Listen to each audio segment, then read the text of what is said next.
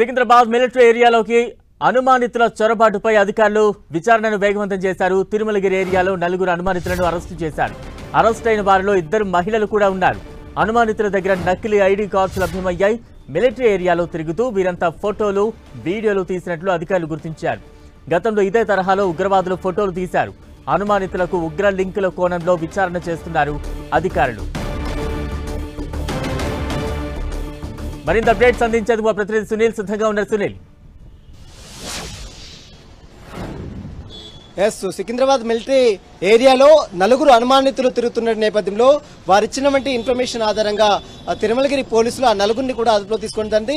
నిన్న రాత్రి 4 కూడా 2 మహిళలతో పాటు 2 యువకులు కూడా లోపలికి వెళ్లి కాలేజ్ లోపలికి వెళ్లి మొత్తం మిలిటరీ క్యాంటీన్ లో సంబంధించినటువంటి క్యాంపస్ లో మొత్తం కూడా వీడియోలు అనుమానంగా తిరుగుతున్న నేపథ్యంలో వారిని అక్కడ ఉన్నటువంటి కొంతమంది అధికారులు, కొంతమంది సిబ్బంది వెంటనే వారిని చెక్ చేసిన నేపథ్యంలో వారు నకిలీ ఫేక్ ఐడి కార్డుతో ఇక్కడికి వచ్చి లోపలికి వచ్చినట్లు కూడా పోలీసులు కొన్ని ఎవిడెన్స్ కూడా కలెక్ట్ చేశారు.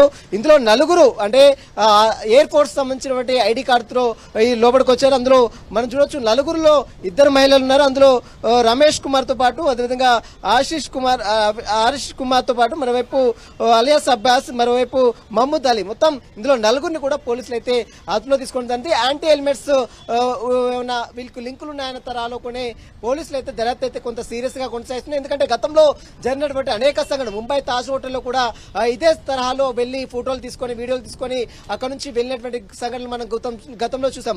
అదే తరహాలో ఇప్పుడు మిలిటరీ ఏరియా సంబంధించినటువంటి ఏరియాలో 4 అనుమానితులు కూడా వీడియోలు, ఫోటోస్ ఎందుకు తీస్తున్నారు? కేవలం పని కోసం వచ్చారా?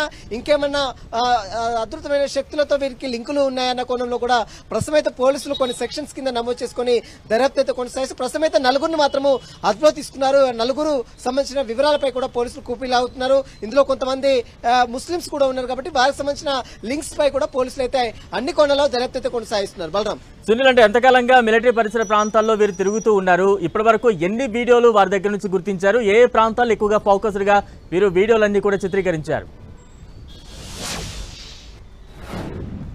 నిన్న మనం చూసాము మిలిటరీ సికింద్రాబాద్ లో ఉన్నటువంటి మిలిటరీ ఆర్మీ సంబంధించినటువంటి ఇంజనీరింగ్ కాలేజ్ లోపలికి వెళ్లారు.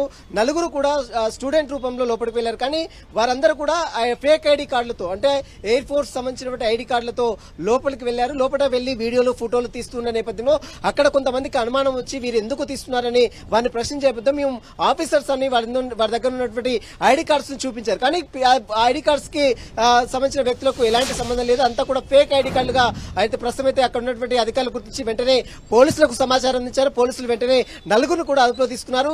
ఈ 4 ఎక్కడి నుంచి వచ్చారు, ఏ తరహాలో ఎందుకు ఫోటోస్, వీడియోస్ తీస్తున్నారు, అసలు ఈ ఐడి కార్డులు ఎక్కడి నుంచి వచ్చాయన్న కోణంలో కూడా పోలీసులు అయితే కేసు నమోదు చేసుకుని దర్యాప్తు కొనసాగిస్తున్నారు. Right, thank you Sunil.